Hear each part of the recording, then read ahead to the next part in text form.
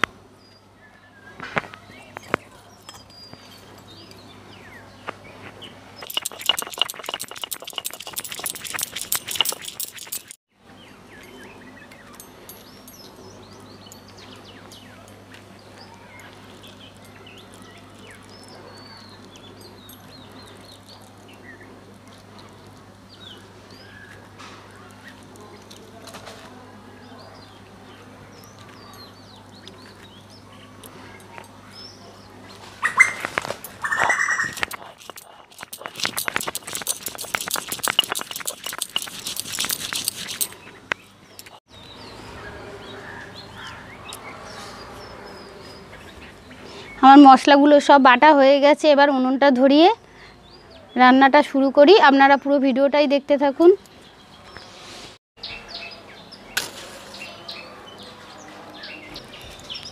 উনুনটা ধরিয়ে নিয়েছি, কড়াটা বসিয়ে দিলাম। কড়াইয়ে আমি সর্ষের তেল দিয়ে দেব।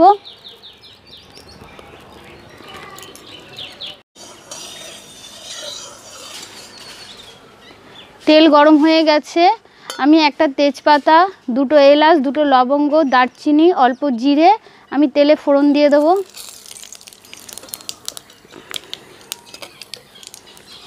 এখানে আমি দুটো পেঁয়াজ নিয়েছি, কুচো করে নিয়েছি, এটা দিয়ে দেব।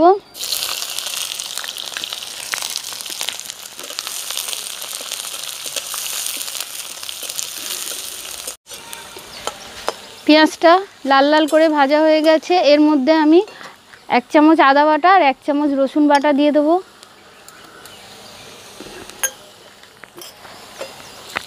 দিয়ে আমি আবারও একটু কষিয়ে নেব।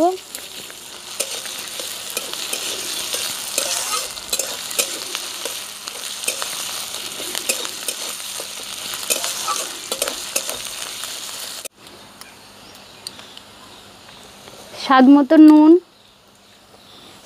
1 চামচ হলুদ গুঁড়ো,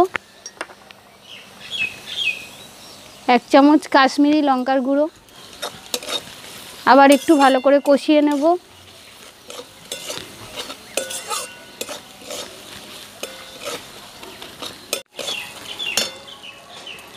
টমেটো কুচি, বেটে রাখা কাঁচা লঙ্কা আর ধনে দিয়ে দিলাম।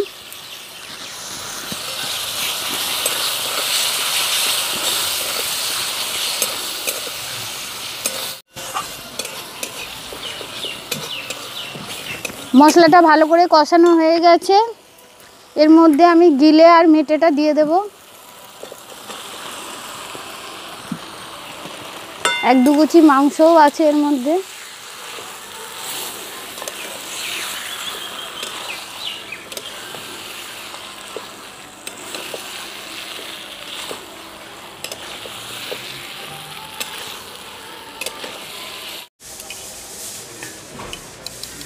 আমি ঢাকা দিয়ে দিয়ে ভালো করে কষিয়ে নেব।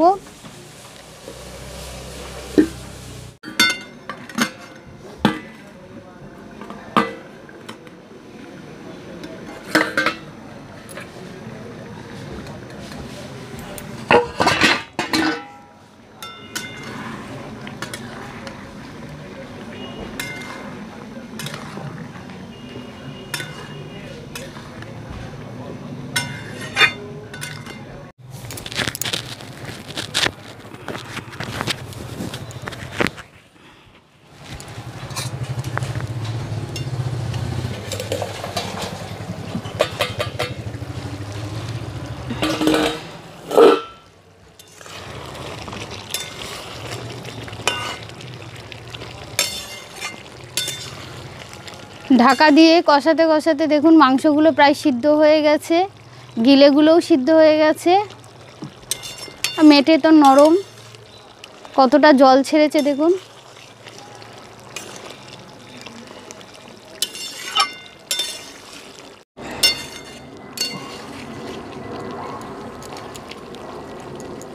আমার ঢাকা দিয়ে দিয়ে গিলে আর মেটে কষা হয়ে গেছে। আমি কিন্তু এক ফোঁটা জলও দিইনি, এই মাংস থেকে যেটুকুনি জল বেরিয়েছে। মাংসগুলো সিদ্ধ হয়ে গেছে। গরম মশলা দিয়ে এবার আমি নামিয়ে নেব।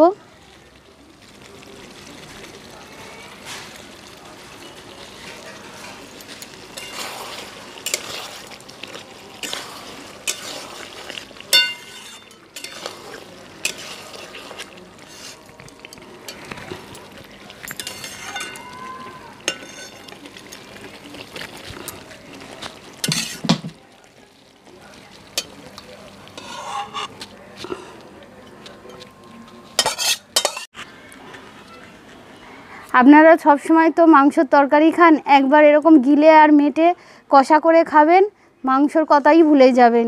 খুব সুন্দর খেতে হয়। সবাই ভালো থাকবেন, সুস্থ থাকবেন। ধন্যবাদ।